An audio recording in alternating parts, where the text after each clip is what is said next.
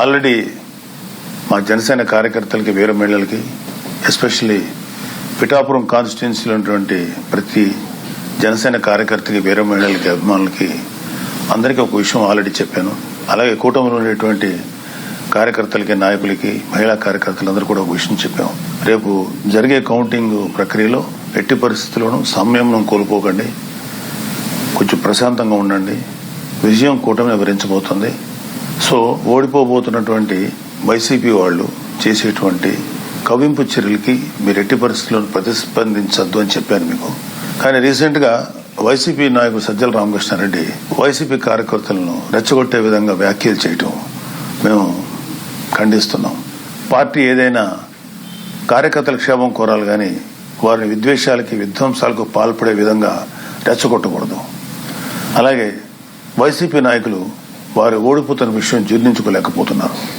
విద్వేషాలు రెచ్చగొట్టి కార్యకర్తలను బలి చేయాలని చూస్తున్నారు. వైసీపీ కార్యకర్తలైనా ఇతర ఏ పార్టీ కార్యకర్తలైనా ఒక విషయం గమనించుకోవాలి. ఆంధ్రప్రదేశ్ రాష్ట్రంలో ప్రజలు తమ నిర్ణయాన్ని ఓట్ల రూపంలో ఎప్పుడో వెల్లడించారు. గతంలో ఎన్నడూ లేని విధంగా ప్రజలు వైసీపీపై తమ వ్యతిరేకతను ఓట్ల రూపంలో చూపించారు. తాజాగా వెలువడిన అన్ని ఎగ్జిట్ పోల్ సర్వే ఫలితాలు కూటమికి అనుకూలంగా వెలువడడం కూడా వైసీపీపై ఉన్న ప్రజాగ్రహాన్ని తెలియజేస్తున్నాయి. ఇక కౌంటింగ్ చేసి గెలుపొందిన వారిని ప్రకటించే ప్రక్రియ మాత్రమే మిగిలింది. కౌంటింగ్ రోజు ఏజెంట్లుగా హాజరయ్యే కార్యకర్తలు తమ పార్టీ అభ్యర్థికి ఎన్ని ఓట్లు పోలయ్యాయో ఓట్ల లెక్కింపు ప్రక్రియకు అనుగుణంగా ఎప్పటికప్పుడు నమోదు చేసుకుంటూ అంతిమంగా గెలుపు ఓటములు నిర్ధారించుకోవాలి. ఒకవేళ ఏవైనా సందేహాలు అనుమానాలు ఉంటే అక్కడే ఉన్న సంబంధిత ఆర్ఓకు ఫిర్యాదు చేయవచ్చు.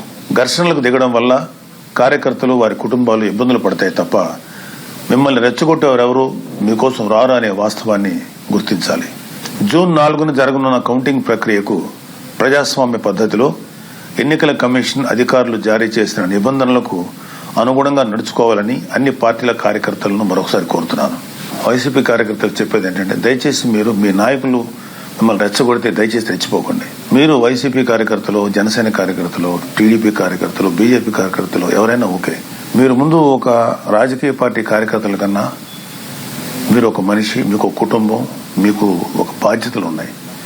ఫస్ట్ ఇలాంటి వాటిలో మీరు సమయంతో బిహేవ్ చేస్తే బాగుంటుంది తప్ప మీరు ఏ తప్పు చేసినా సరే పోలీస్ కేసులు కానీ ఇతరత్ర సమస్యలు మేము చుట్టుపట్టే అవకాశం ఉంది. దయచేసి వాటికి మీరెవరూ కూడా లొంగొద్దు. న్యాయబద్ధంగా, చట్టబద్ధంగా, ప్రజాస్వామ్యయుతంగా ఈ ఓట్ల లెక్కింపుని మనం ప్రక్రియని మనం సంపూర్ణంగా నెరవేర్చుకుందాం. దయచేసి ఎవరూ కూడా ఆవేశాలకు లోనవద్దు. ప్రజాస్వామ్య స్పిరిట్ని మనం అందరం గౌరవిద్దాం. అలాగే ఎవరైనా సరే ఇంకొక ఇతర పార్టీ నాయకులు కానీ ఇతర పార్టీ కార్యకర్తలు కానీ రెచ్చగొట్టినా సరే దయచేసి ఎవరు రెచ్చిపోకండి. ఎవరు విన్ అవుతున్నారో ఎవరు లూజ్ అవుతున్నారు అనేది ఆల్రెడీ నిక్షిప్తమైంది.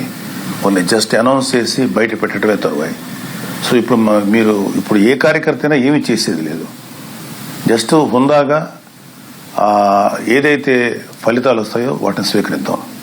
Thank you. జై జనసేన, జై హింద్.